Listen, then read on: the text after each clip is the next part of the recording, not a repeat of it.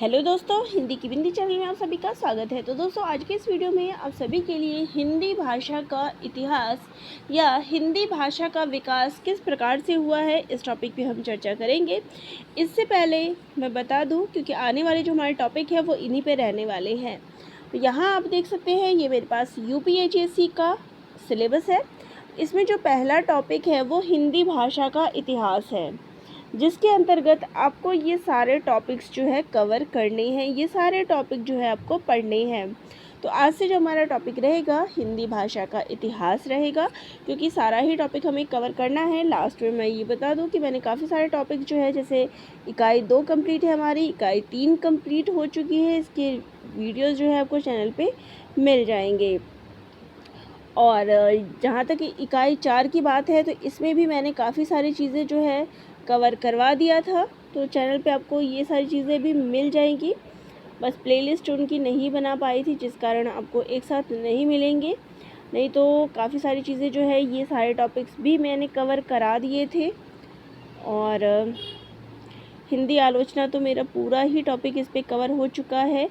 काव्य भी मैंने कवर करा दिए हैं।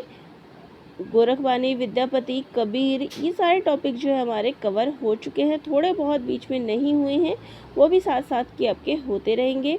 उपन्यास, नाटक जो भी है सारा हो चुका है। ये पहला टॉपिक ऐसा था जो मैंने अभी तक कवर नहीं कराया था। तो अब पहला टॉपिक से ही हम शुरू करते हैं, और जो टॉपिक हो चुके हैं उनके प्रश्न उत्तर ही करेंगे। अब यहाँ पे मैं बात करूँ तो आपकी जो भी परीक्षाएं होने वाली है, देखिए हिंदी भाषा का विकास इसमें भी है। ये झारखंड PGT का सिलेबस है, तो इसमें भी जो पहला टॉपिक है वो हिंदी भाषा का इतिहास ही है। यानी ये टॉपिक जब हम करेंगे तो आपका ये टॉपिक भी कवर हो जाएगा। ऐसे ही ये MP असिस्टेंट प्रोफेसर का सिलेबस है, इसमें भी पहला टॉपिक जो है हिंदी भाषा उद्भव, विकास और स्वरूप ही है। तो इसमें आपका ये टॉपिक भी कवर हो जाएगा। और बाकी अगर टॉपिक्स की बात करूँ तो हिंदी के प्रचार हेतु जो ये संस्थाओं की भूमिका है, ये मैंने करवा दिया है। और हिंदी देवनागरी लिपि का विकास, ये आपका UPHSC का जो मैंने सिलेबस करवाया है, उसमें इकाई 2 और 3 जो है उसमें ये टॉपिक आपको मिल जाएगा। तो आप इसको देख लीजिएगा, क्योंकि वहीं से ये टॉपिक है। बाकी देखिए, ये भी कुछ टॉपिक ऐसे हैं जो आपको उसी में मिल जाएंगे। अब यहाँ पे ये UGC नेट का सिलेबस है, यहाँ भी पहला टॉपिक है हिंदी भाषा और उसका विकास। यानी कि ये जितनी भी परीक्षाएं होने वाली है, सब में जो ये पहला टॉपिक है हिंदी भाषा और उसका विकास, ये एक टॉपिक करने से आपके सारे ही पेपर की तैयारी जो है आपकी हो जाएगी। तो यहाँ आप देख सकते हैं, ये MP टेट वर्ग 1 है, तो यहाँ भी वही टॉपिक है। तो आज के इस टॉपिक में हम बात करेंगे भारतीय आर्य भाषाओं की। ठीक है, तो भारतीय आर्य भाषाओं को कितने भागों में विभाजित किया गया है? तो इसको जो है 3 भागों में विभाजित किया गया है। प्राचीन भारतीय आर्य भाषा, मध्यकालीन आर्य भाषा और आधुनिक आर्य भाषा। तो इन 3 भागों में जो है बांटा गया है। तो सबसे पहला जो हमारा टॉपिक है भारतीय आर्य भाषा, तो उसी को हम पढ़ रहे हैं। तो इसको कितने भागों में बांटा गया है? 3 भागों में। अब इसका विकास किस प्रकार से हुआ था? तो इसका विकास जो है प्राचीन काल में ही हो गया था, लेकिन समय की बात करें तो कुछ विद्वान जो है इसको 2400 ईस्वी से पूर्व जो है वो मानते हैं। तो अब बात करते हैं मुख्य रूप से, जो यहाँ प्रश्न आपका आ सकता है कि इन तीनों की समयावधि क्या है। जो ये भारतीय आर्य भाषाओं का विकास है वो किस प्रकार से हुआ है? तो सबसे पहले जो चीज़ आई थी वो है प्राचीन भारतीय आर्य भाषाएं। इसका समय है 2000 से 1500 से 500 ईसा पूर्व तक। उसके बाद मध्यकालीन आर्य भाषाएं, जिसका समय है 500 ईसा पूर्व से 1000 ईसा पूर्व। वहीं पे आधुनिक आर्य भाषाओं की बात करें तो 1000 ईसा पूर्व से जो अब तक का समय है वो आधुनिक आर्य भाषाओं का है। तो चलिए अब पढ़ते हैं। सबसे पहला जो टॉपिक है प्राचीन भारतीय आर्य भाषाएं। अब इसके अंतर्गत क्या चीज़ें आएगी, विस्तार पूर्वक हम अभी पढ़ेंगे, लेकिन पहले एक संक्षिप्त विवरण इनके विषय में पढ़ लेते हैं। तो प्राचीन भारतीय आर्य भाषाओं के जो है 2 रूप आपको देखने को मिलते हैं। पहला है वैदिक संस्कृत और दूसरा है लौकिक संस्कृत। वैदिक संस्कृत यानी कि जो वेद, पुराण, उपनिषद, इन सब में जो भाषा लिखी गई है उसको कहा गया है वैदिक संस्कृत, और इसकी समय अवधि है 2000 ईसा पूर्व से 1000 ईसा पूर्व। वहीं पे बात करें लौकिक संस्कृत की, जो लौकिक यानी कि लोक जीवन में जो प्रयुक्त होती थी संस्कृत, या जो भाषा लोगों के जीवन में प्रयुक्त होती थी, वो लौकिक संस्कृत के अंतर्गत आती थी। यानी कि प्राचीन समय में दो भाषाएं चलती थी, वैदिक संस्कृत और लौकिक संस्कृत। वैदिक संस्कृत के अंतर्गत जो वेदों के अंतर्गत भाषाएं होती थी, वैदिक से वेद याद कर लीजिए, और लौकिक यानी कि लोक, जो लोगों के जीवन से। इसका समय है 1000 ईसा पूर्व से 500 ईसा पूर्व। अब इसमें क्या है, रामायण, महाभारत, नाटक आदि जो लिखे गए थे उस टाइम पे, वो सारे लौकिक संस्कृत के अंतर्गत आते हैं, ताकि सभी लोग आसानी से इस चीज़ को समझ सकें। इसके बाद बात करते हैं मध्यकालीन भारतीय आर्य भाषाओं की। इसकी समय अवधि है 500 ईसा पूर्व से 1000 ईसा पूर्व। अब इसको क्या है, मध्यकालीन, जो आपने अभी पढ़ा प्राचीन भारतीय, ये 2 भागों में है। वहीं पे मध्यकालीन जो है वो 3 भागों में विभाजित है। पहला है पाली, जिसका समय है 500 ईसा पूर्व से 1 ईसा, यानी कि इसमें क्या है, पाली में, अब पाली भाषा कौन सी है, तो ये जो गौतम बुद्ध की शिक्षाएं हैं और साहित्य है उस समय का, ये सारा कुछ जो है पाली भाषा के अंतर्गत आता है। यानी बुद्ध की जो रचनाएं थी या शिक्षाएं थी वो पाली भाषा में दी जाती थी। और पाली जो है भारत की प्रथम देश भाषा है।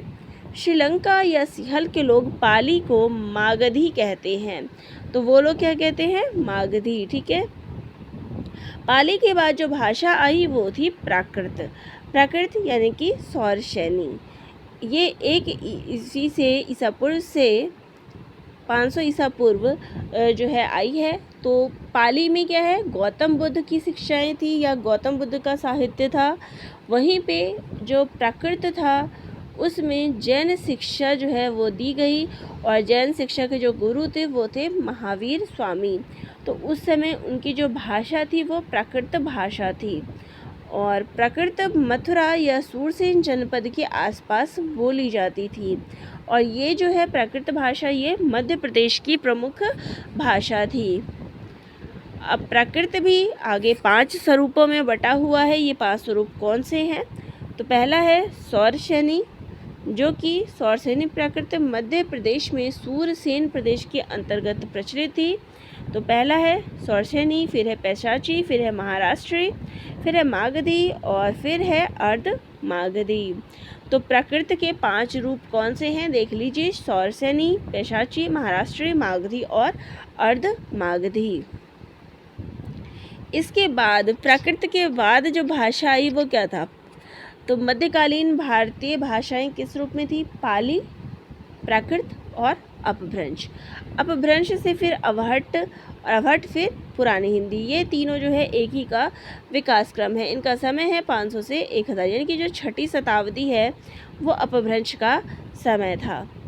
तो यहाँ पे निष्कर्ष के रूप में विद्वानों का विचार है कि उस समय कम से कम 7 अपभ्रंश भाषाएं जो है प्रचलित थी। तो वो 7 अपभ्रंश भाषाएं कौन सी थी, तो सौरसेनी, महाराष्ट्री, मागधी, अर्धमागधी, पैशाची, ब्राचर और खस। और इन्हीं से, यानी कि जो ये अपभ्रंश है, इसी से आधुनिक भारतीय आर्य भाषाओं का जन्म हुआ। तो यहाँ पर जो अपभ्रंश थी वो क्या था, 7 अपभ्रंश भाषाएं थी, जिनका विवरण मैंने यहाँ पे आप सभी को दे दिया कि सौरसेनी, महाराष्ट्री, मागधी, अर्धमागधी, पैशाची, ब्राचर और खस। और इसके बाद जो है, यानी कि अपभ्रंश के बाद जो भाषा आई थी वो थी आधुनिक आर्य भाषाएं। तो निष्कर्ष के रूप में विद्वानों का विचार है कि उस समय कम से कम 7 अपभ्रंश भाषाएं जो थी वो प्रचलित थी। अब बात करते हैं आधुनिक आर्य भाषाओं की, जिनका समय है 1000 ईसा से अब तक। तो आधुनिक भारतीय आर्य भाषाओं का विकास जो है वो अपभ्रंश से हुआ है, और अपभ्रंश के जो ये विभिन्न रूप आपने देखे उनसे हुआ है। तो अपभ्रंश के कितने रूपों का वर्णन हुआ है, 7 रूपों का। तो अपभ्रंश यानी कि आधुनिक आर्य भाषाएं, जिसके अंतर्गत सबसे पहला आता है सौरसेनी अपभ्रंश। सौरसेनी अपभ्रंश के अंतर्गत आते हैं पश्चिमी हिंदी, गुजराती और राजस्थानी। वहीं पे महाराष्ट्री अपभ्रंश से मराठी, मागधी से बिहारी, बंगला, उड़िया और असमी। वहीं पे अर्धमागधी से जो है पूर्वी हिंदी का विकास हुआ, जन्म हुआ। फिर उसके बाद पैशाची यानी कि लहंदा या पंजाबी। फिर ब्राचर यानी सिंधी और खस यानी पहाड़ी। तो ये सारे जो है जो अपभ्रंश की जो 7 भाषाएं हैं, उनसे आगे फिर ये भारतीय आर्य भाषाओं का जन्म हुआ, आधुनिक आर्य भाषाओं का। तो इस प्रकार से यहाँ पर आप देख सकते हैं कि सबसे पहले क्या आता है, भारतीय आर्य भाषाओं की बात कर रही हूँ मैं। तो सबसे पहले यहाँ पे एक हम जनरल इंस्ट्रक्शन या फिर एक साधारण हम क्विक रिवीजन जिसको हम बोलते हैं वो देख लें। तो सबसे पहले भारतीय आर्य भाषाएं हैं। भारतीय आर्य भाषाओं में सबसे पहले क्या है, सबसे पहले क्या आया, प्राचीन, फिर आया मध्यकालीन, फिर आया आधुनिक। ठीक है, यहाँ पे मैं लिख दूँ तो भारतीय आर्य भाषाएं। अब इसमें जो है सबसे पहला आया है प्राचीन, जिसके अंतर्गत क्या आता है, वैदिक और लौकिक संस्कृत। फिर है मध्य, जिसके अंतर्गत पाली, प्राकृत और अपभ्रंश। फिर इसके बाद जो है आधुनिक, जिसके अंतर्गत आपको ये अपभ्रंश का विकसित रूप जो है जो देखने को मिलता है। इसके अंतर्गत आपको 7 भाषाएं जो है अपभ्रंश की देखने को मिलती है। ठीक है, अब नेक्स्ट वीडियो में मैं आपको प्राचीन भारतीय आर्य भाषाएं जो है विस्तार पूर्वक समझाऊंगी। वीडियो कैसी लगी कमेंट बॉक्स में कमेंट करके ज़रूर बताइएगा। धन्यवाद।